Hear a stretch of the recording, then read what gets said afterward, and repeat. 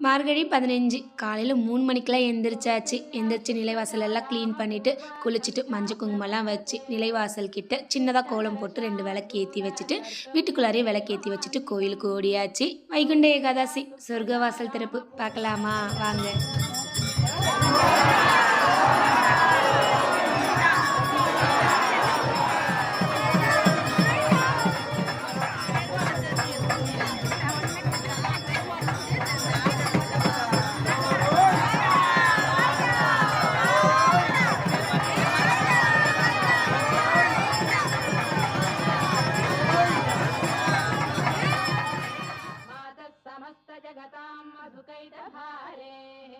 वक्षो विहारिणि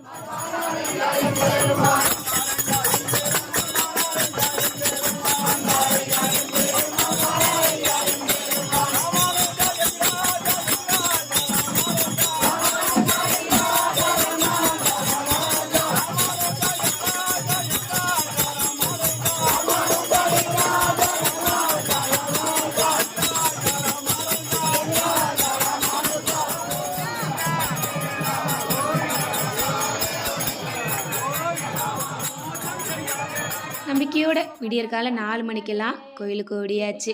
திருப்தியாக தரிசனம் பார்த்துட்டு மன நிறைவாக வீட்டுக்கும் வந்தாச்சு.